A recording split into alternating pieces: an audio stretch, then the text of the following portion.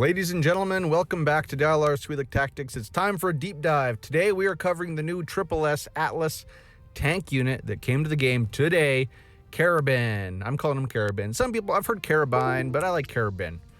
I don't know why. So there he is. You see, mine is Summit Level 102 Hyper Evolved. He is X30. He is Immortal 0. Okay, let's suffer through this cinematic because I don't like it. Like, was he coming up? Or looks like he's landing on top and then, like, just tentacling this thing to death and dragging it into the ocean. I didn't realize that Atlas heroes were water-based. Okay, anyway, but very, very... I think I love this guy's model. Like, his aesthetic is wicked. I love the gold on black versus the gold on white. Gold on, like, off-white. Eggshell. I don't know. This guy's really, really cool. I think he's a very, very awesome model. I like him. One of the best in the game. Even looks SP-ish. Anyways, this is his deep dive. The way I do it here is we're going to go over his gear, or first of all, we're going to go over his kit in its entirety, and then I'm going to show you how to gear him, and then we're going to show you some gameplay. Now, I do not stop at X10, X20. This guy's a tank. If you're new to the game, you're going to be able to go for him and pretty much plug him into any team and do tank things.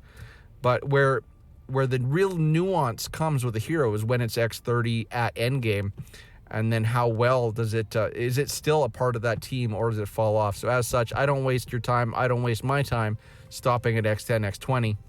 I'm pretty sure there's some, I think Gameplay has a video out at X10, so you can go check out his. We're only at the tippy top here, ladies and gentlemen. Yeah, okay, so let's look at the game recommendations first. What do they recommend? Frontline. Yeah, makes sense. He's a tank. They say his core stats are HP and accuracy. Okay, I buy that.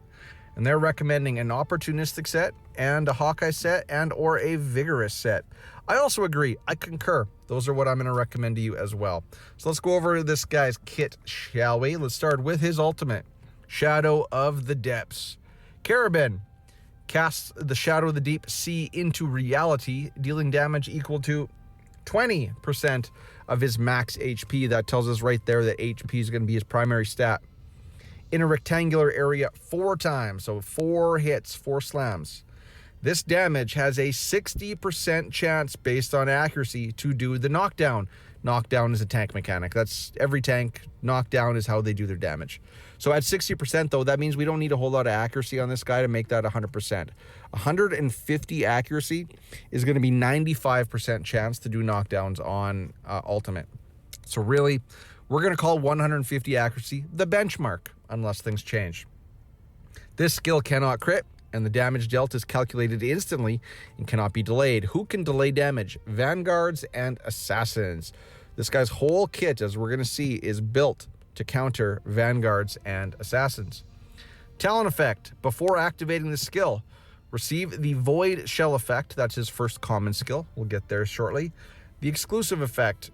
Each time before damage is dealt, 4 attacks, dispel the target's invincibility effect and 50% of their shield. Both Vanguards and Assassins often have shields. So there's our first call out directly to being an anti-assassin, anti-Vanguard. All right, let's go into his first common skill. This is the Void Shell. This is what activates. This is, I think, the talent effect of his ultimate triggers this. So he's going to do this, and then eventually he's going to get an ultimate, and he's going to cast this again. So Carabyne gains a shield equal to 30% of his max HP. Again, max HP. And then gain 80% crit reduction for 8 seconds. That's huge. This is the first time I've really seen crit reduction in a kit, and I like it. I like it. Very, very anti-hunter, anti-assassin. Very anti-assassin. Vanguards don't crit as much, though. Talent modifier reads, when his HP drops below 50%, he's going to gain a shield equal to 30% of his max HP. This is independent of the shield cast by this skill. So this guy is always going to be casting shields on himself. He's going to cast this skill when he does his ultimate. He's also going to cast the shield or gain a shield when he does this skill by itself. But he's also going to gain a shield when he drops below 50% HP. Both of these shields, Void Shell and the talent effect shield, is based on 30% of his max HP. The exclusive effect, while active, reduce damage taken from ultimates by 50%. All right, so we're first of all, we're mitigating crit damage. That is awesome. Now we're just going to nullify half of an ultimate. Well, it's Vanguards and Assassins both. They do big old bursty ultimates. Think of Claire, think of Ares, Caraxia, Dominic, Rickard, all the Assassins. They got big hits on their ultimates. Well, this guy's just going to say, nah, as long as my shield is up, you're only doing about 50%. I'm going to throttle you down. Calm down. Slow your roll. So that's very cool. Touch of Despair. This guy's going to have 2 passives. So he's going to have his ultimate, a common skill, his basics, and then 2 passive abilities. But this passive is going to mitigate his basic attack. So Carabyne's basic attacks deal extra damage equal to 20% of his max HP. So once again, max HP, very important. His basic attacks also have a 30% chance, depending on his accuracy, to cause damage to all surrounding enemy units. So his basic can be an AoE basic, but it's 30% chance. By the rules of accuracy, that means you need close to 500 accuracy to make his basic, or to guarantee a 100% chance that his basic is an AoE basic. But then if you look down at the very bottom, and we'll get back up to the top, but if you look down at the very bottom, the exclusive effect says deals damage to surrounding targets and binds them for 2 seconds. So it's unclear, because the way it reads is that all you got to do is the exclusive, and then all of a sudden his basic is 100% chance of being an AoE basic. I don't know if that's the case, but it could be the case. Going back up to the top, when accuracy reaches 150 before dealing damage, dispel invincibility from all hit targets. Now his ultimate was already going to dispel invincibility effects, but the way this reads is that if you have at least 150 accuracy on him, his basics are going to dispel invincibility. That is just purely anti-tank, anti-Vanguard. Yes, there are other heroes that have invincibility, aka I think Nord, but you'll see that the tanks don't counter energy. They don't. But so there's a lot of conflicting statements. So yes, when get 150 accuracy, dispel invincibility with his basics. But his ultimate, you see already, where is it, down at the bottom? Yeah. Each time before damage is dealt, dispel target's invincibility. So it's almost like it doesn't matter. Like his ultimate doesn't need accuracy to dispel invincibility. And then this ability says that we do need accuracy to dispel invincibility. But I guess that was from his ultimate. This is from his basic. But then up top it says need accuracy to make it an AoE. And then the bottom in the exclusive, it just says just exclusive him. And then now all of a sudden it is an AoE. So you almost can like disregard the 500 accuracy cap for this skill based on how it reads.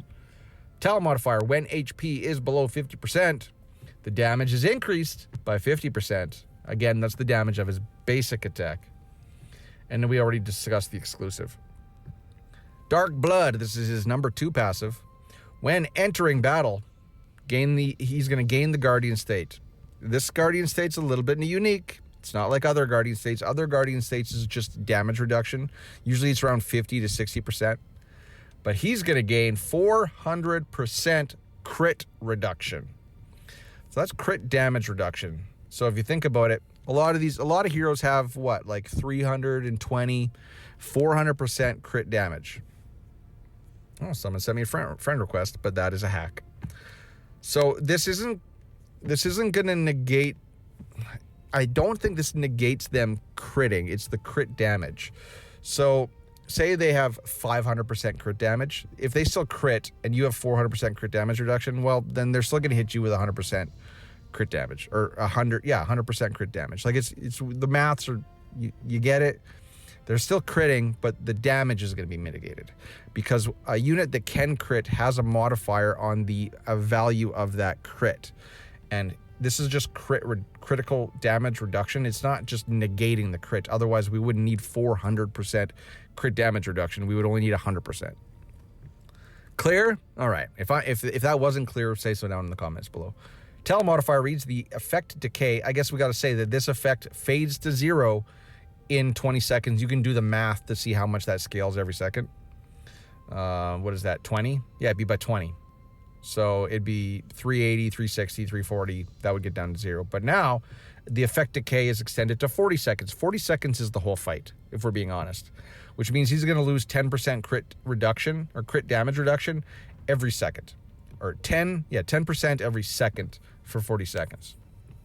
The exclusive effect, 12 seconds after the start of battle, Carabyne restores 100% of his HP, max HP, and then he's going to teleport to the target with the lowest max HP. This is his X30. Now that 100% heal is very, very impactful in a PvP fight because 12 seconds, that means he's going to be down to almost a little over half of his Guardian state. He's going to be accruing damage, and then he's just going to heal right back up, right, for the other half of the fight, or for the next bout of the fight. But then he's going to teleport. So he's just going to say, bye-bye, I'm out. He's going to port over to whoever had lowest HP and just start attacking them.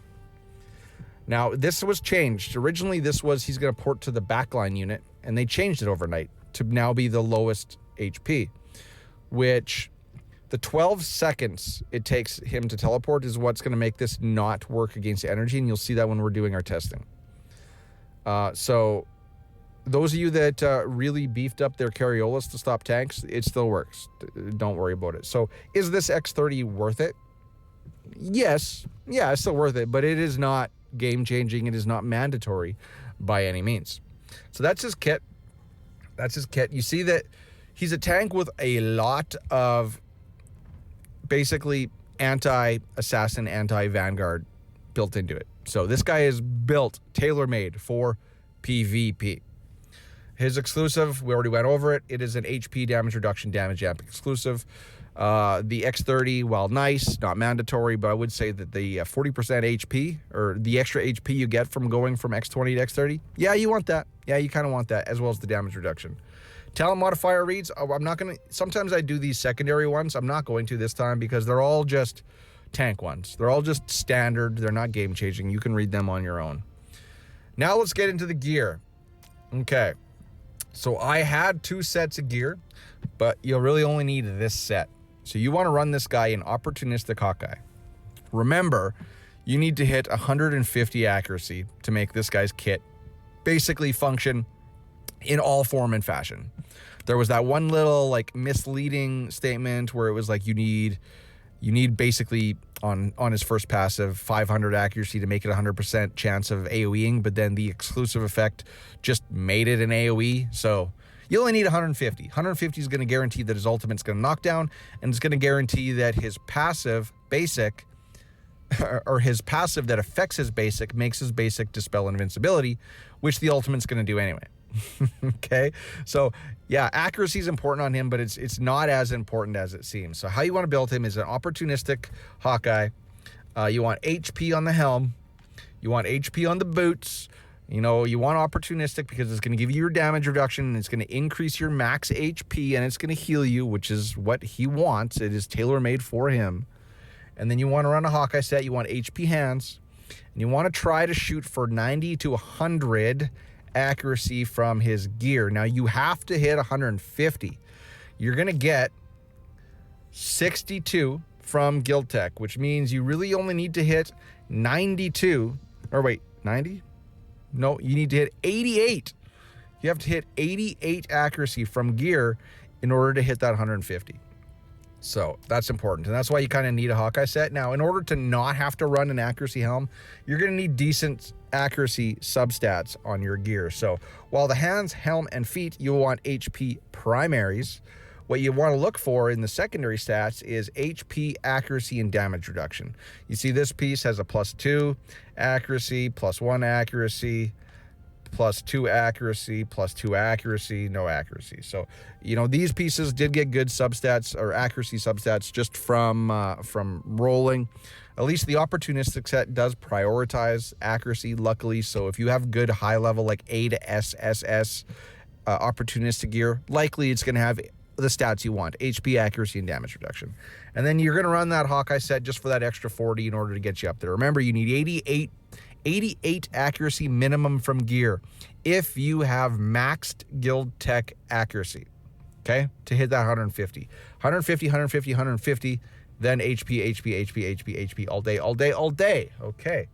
That sounded weird. So that's his kit. That's how to gear him. I did have another set with an accuracy helm, but you don't need that because we'll discuss that later. Why? Really, HP helm. Against assassins, you're going to want to make sure that his HP is the lowest. So that's why I initially had an accuracy helm to lower his HP. But then all I did was I just tweaked and I upped the HP of the other tank, and then allowed me to run the HP helm on Carabyne. Okay. So let's go show you some battles. We're going to do a PVE battle first. We're going to start with Katosian Triangle. So the tank fight is up. What better fight to show you than this one? Show you the team. So I am running all 5 tanks. I'm running Ray. I like Ray on this fight because these guys will take damage. Ray will heal them. Let's go. The assassin fight's going to go real quick. I promise. I promise it's going to go real fast.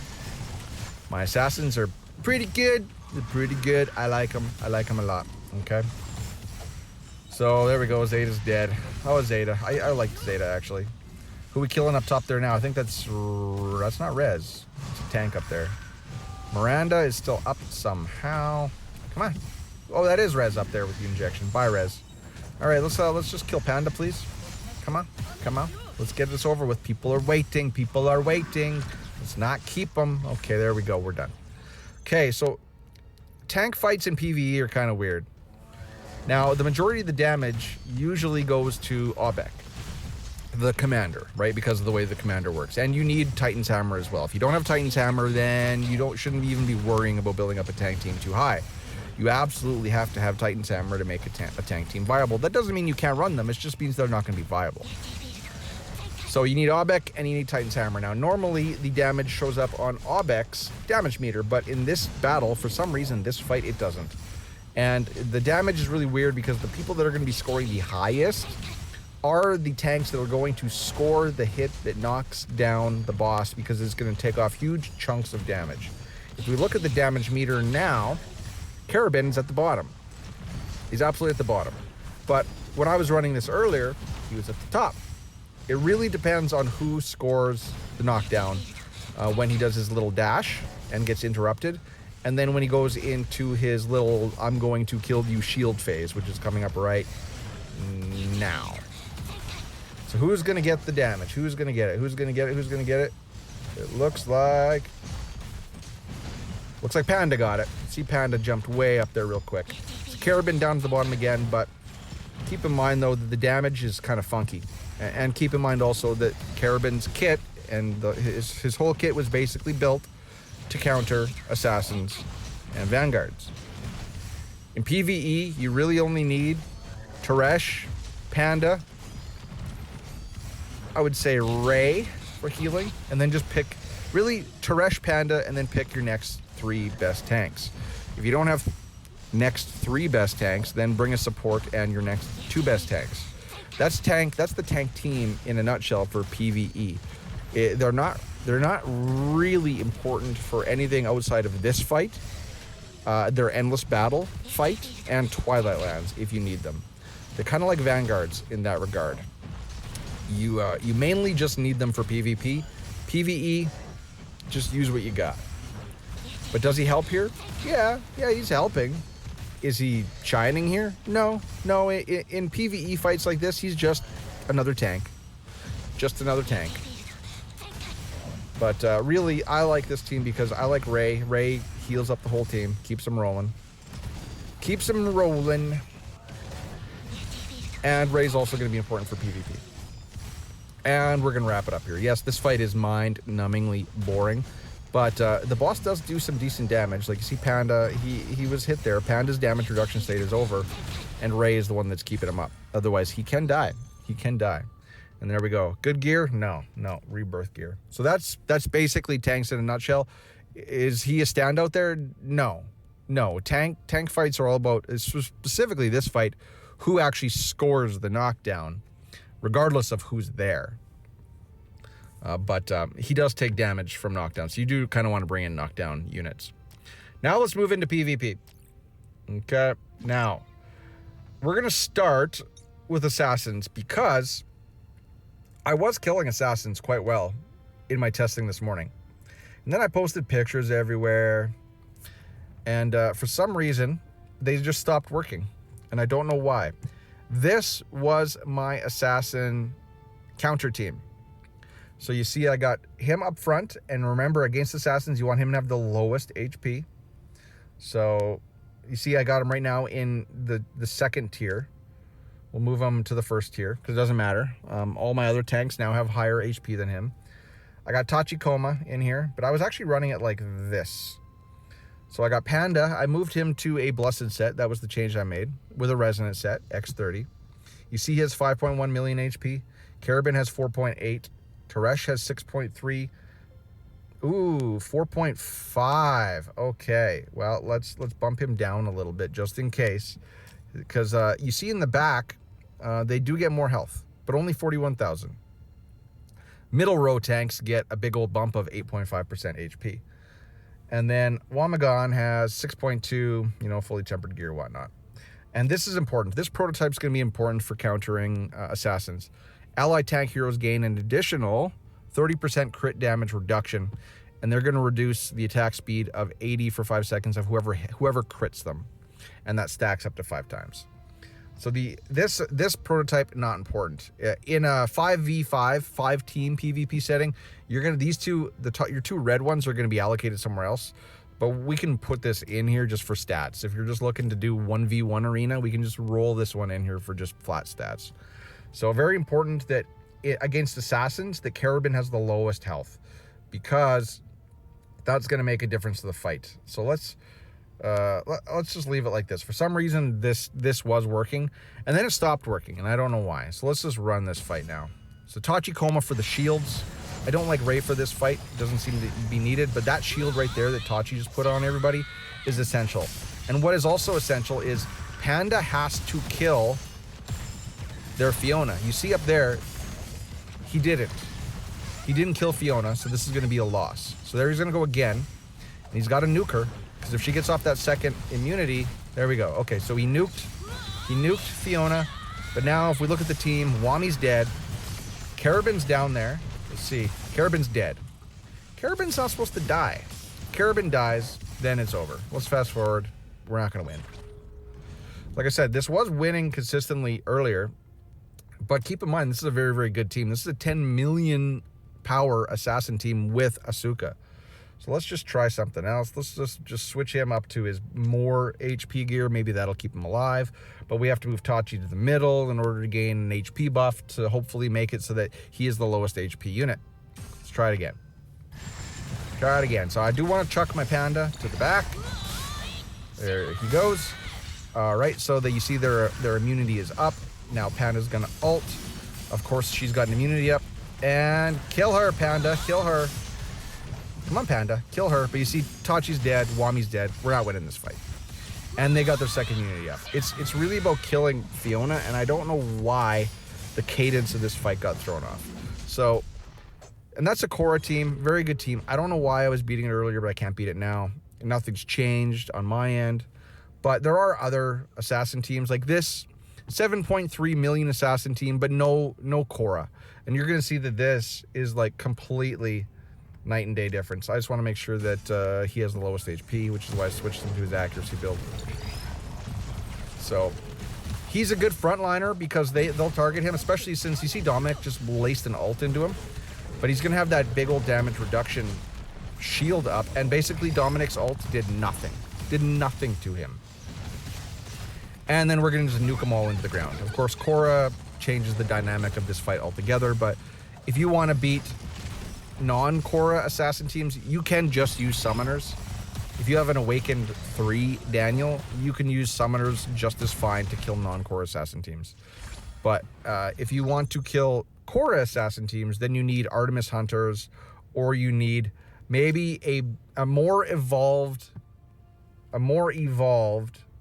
Carabyne. Mine's only IMO 0. Maybe at IMO 5 or 3 or something, this can work. But for now, like I said, it was working earlier and now it's just not. And I don't know what's changed. Panda is up top. Like, Panda was ulting. You see how Panda's ult got held? Now her immunity falls off, and now I'm nuking his Fiona. Now oh, not quite, but I almost killed. But now my Carabyne's dead. It's like this team is so iffy and RNG dependent. It's weird. So with Carabyne dead, Wami dead, this team's dead, right? Carabyne's got to stay up. He's got to stay alive. So let's just abandon that. Just trust me when I say it was working earlier. I have the screenshots to prove it, but it's not working now. So now let's go to Vanguards. All right. Lycan. He is the leader of Rev 1. Now, the Vanguard counter is different. You definitely want to make sure he's in full HP build. But you're going to play it differently. You are going to rip out Tachikoma. You're going to bring in this prototype again. And then you are going to run... How did I have this set up? I think I had it like this. And then I want Ray in this fight. Okay. Okay, so you want to throw Panda. And I still want Carabyne up front. Wami can be up front, and Ray's there. The reason why I could almost do this, because then I'm going to get more HP on my Wami. Yeah, we'll do that. We'll do that. We'll do that. Okay. So you see he is running the Teresh version with Miranda. That is considered one of the most powerful versions of the Vanguards. Now, I'm assuming or I know he has a maxed Ares, and he's got a better Claire than me. So this fight seems messy. It feels messy. You're going to see we're going to take a lot of damage. We might even lose somebody. But, like, you see Ray's health is down there, but she does have a prevent death, and she can heal herself and shield herself. But Carabyne's dead, which is weird. I don't know why that happened. That doesn't happen. What changed there? Man, I swear. Oh, okay. Well, let's do this. Let's split the damage up front. This is how I was running it before. I don't know why I decided to get cheeky and change stuff. Okay, so now Wami and Carabyne are going to be splitting damage. And we're going to just do this all over again. You see Wami's almost dead. But, you know, he's going to survive by the skin of his teeth. Now he's got a shield, and then Ray's going to heal him up. So this is messy. Like I said, now Wami's full health. So this fight does seem dire. Like, you see my Ray is almost dead. She just saved herself. My Teresh is almost dead. But at this point, we've already massacred the Vanguard team. You see everybody's almost back up to full health, except for Teresh. Their Teresh just died, and now we're just beating on a maxed Ares, and we just kill him. You know, that is pretty much how this fight goes every time.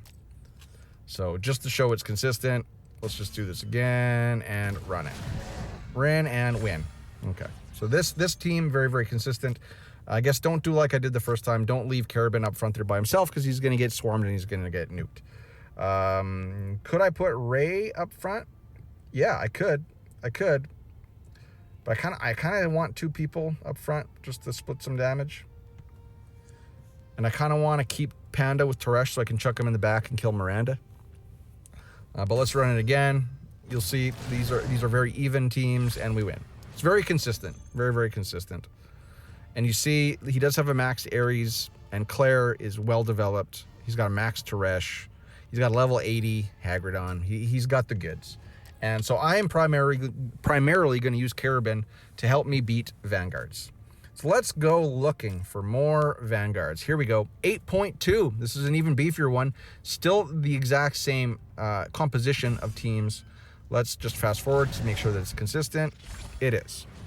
Okay. And this is pretty much how Vanguard fights are going to go. That was Mad Mole, right? Yeah, 8.2. So this is a punch up. This is tanks versus pretty much maxed out Vanguards. So let's actually watch this roll. So you see that Ares and Barag have the Miranda injections. Panda to the back. Panda kills. Obviously, Carabyne. Oh, they killed my Wamagon. Okay, well, maybe this fight's going to go differently. They killed Wamagon. Ray just cheat death, and then she's going to heal herself up, right? Because remember, when she cheats death, she instantly does her heal move. So there she just, like, almost went to full health. So, without Wamagon, will the Vanguard, or will my tanks, I don't know why I'm calling Vanguards, will the tanks still win? I don't think so. And part 2. That's the perils of making video on your phone. Sometimes people call you, and it cuts it off. Okay, where are we? Mad Mole. We had lost to Mad Mole. Why? Because they killed everybody. That is what it is. So what can we do anything to mitigate that? Well, we can do this, right? If we do this, then he's just going to chuck Ray because Ray's the highest health. But if we do this, what does this do? Let's try it. Let's see. Let's run it. So Carabyne and Wami are going to benefit from the Teresh HP bump. And Teresh can take a little bit more damage than the rest of the... I keep wanting to call them assassins and vanguards, but they're tanks. No, so something changed there. You see Teresh just got nuked along with Wamagon, and we won't win this. Won't win this. So let's go back. Every time I change the orientation of the team, bad things happen. So watch. Or maybe, watch. I'll do it auto. Will it win? No. Okay, wow. Very weird. What about Lycan? Still win against Lycan? Still win? Still win? Still win? Sure does. Okay. All right, at least I know it works there. So it's... I want to still say it's more consistent than it isn't. What about Bad Juju? What is he running? Okay, so look at... This is 9.1, but I've fought against this guy. It won't work. For some reason, Fiona and Samael just annihilate me. Just annihilate me. We'll fast forward, and yeah, no win. No whammies. No whammies. So let's go down the list. Let's show you what it looks like against an energy team, because some people thought that his teleport would negate Cariolus's block charge. Well, no, because even this energy team, which is a lot weaker than this team, are just going to nuke me dead. You see, it takes too long for him to teleport, and as such, the energy team gets too much time, and they're just gonna nuke me down, and I'm dead. All dead. I killed, you killed Nord. See, look at, Carabyne did port into the middle of them, but it took so long, my team is just dead. And if he wins, I am going to laugh hysterically, because this will be the first time it's won. Of course, in my testing, I win against Vanguards and Assassins, and then you guys see me lose. And of course, I always lose against Energy, and now, in my testing, you're gonna see me win against Energy. It's hilarious. It is just, it is hilarious. But Purin's being annoying. Let's fast forward. Okay, well, screw me. Fack me. Grimlock, he's got a good team. I know he's got a good Vanguard team. 8.2, he's running that same Miranda combo, but no Teresh. He is running an Awakened 5 Leo. How can you tell it's an Awakened 5 Leo? It's either that or higher because of the swords. You see how Leo's weapons have changed? That's going to indicate that it's an Awakened 5. He's also going to grow to immense sizes once he does his first ultimate. And it looks like Grimlock left Leo in a rage-based. So, but I think we just killed... Whoa! No, they just nuked. They just killed Carabyne dead. Yeah, and there you see his Leo's really big. Really big, and now his Leo's dead. But so am I. So am I. I'm dead too. Well, really funny. I was beating Grimlock earlier too. I don't know what's going on. I don't know what's changed. I was running a different proto. I was running this, but this doesn't do anything. Did I have this set up differently? I didn't. This was my setup. Let's just try switching it to... But they're killing my frontliners, like, instantly. Let's try this. Because she's got cheat death. Let's try this. Let's try like this. Let's see if this changes anything. Ray can take a beating. So Panda to the back. Panda kills Miranda. And now it's, can we live? Okay, Carabyne almost dead. Ray almost dead. Oh, but now Carabyne just did his full heal. So we got our one and only full heal cheat death. Ray, where's Ray? Ray is pretty much dead. Oh, but she is still going to get an ultimate off. So there, Ray just got her first cheat death, and we won. Okay, so maybe Ray is the better frontline tank, given that she can heal herself and she's got a cheat death. All right, well, let's go back up to Mad Maul and let's see if this makes a difference. Running Ray up front. And it does. There we go. Okay. Fixing stuff on the fly. There we go. Ta-da, ta-da, ta-da. Let's actually watch the fight now, because this was a what, Miranda Teresh fight. Boom, boom, boom. I want you in my room.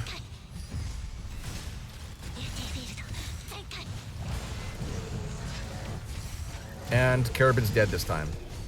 That's funny. Of course, we do it on auto and we win. And then we do it on manual and we lose. Let's fast forward. I bet you it's a defeat. It is. Oh, so sad.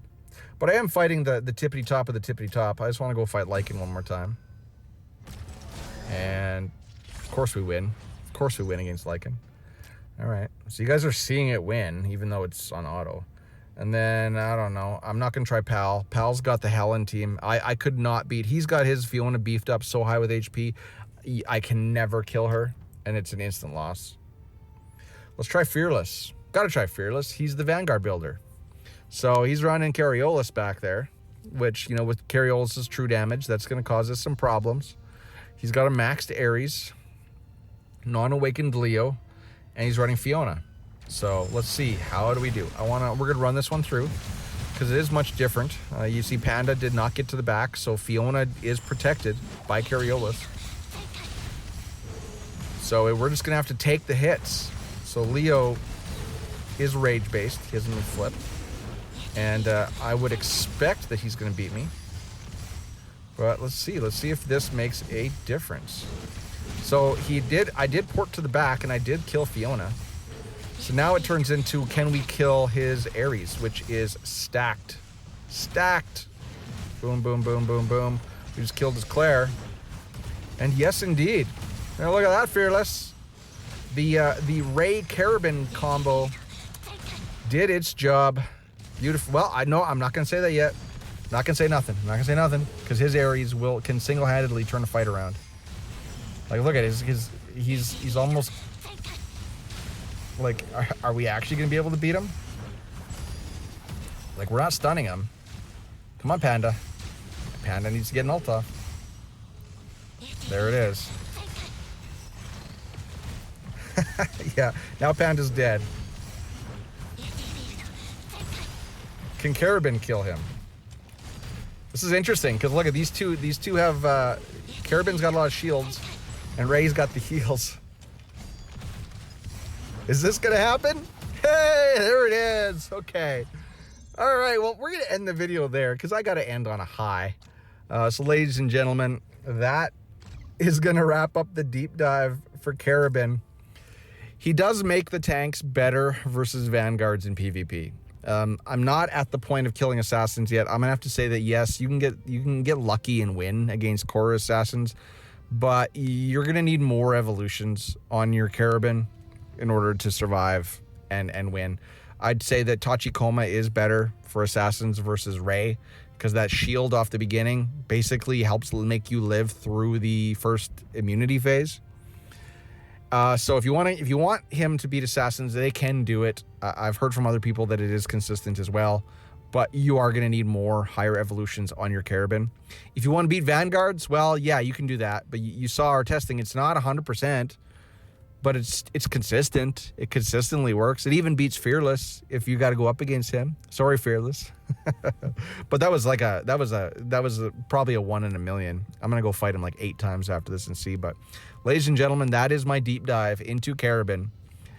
What are my final thoughts? What are the final thoughts on this unit? I like that they're trying different things. This assassin / tank. I like that I like what they've done with him. He's not game breaking by any means. You don't have to run out and get him. If you really can't beat Vanguards, then yes, you can build this counter. Because what else really beats Vanguards right now? Basically Korra assassins. If they have really good Vanguards, the only way you're going to beat them is with like maxed out Korra assassin team. Or like you said, see here, we can beat them with tanks, and tanks should beat Vanguards. That's what they're designed to do. So I'm going to give him tell me your grade in the comment section below, but I'm going to give him an A- from S to F, right? S to F. He gets an A-. So tell me what you think down in the comment section below. I hope you enjoyed the video, guys. Sorry it was a long one. Catch you in the next one. Cheers, peace. Bye-bye.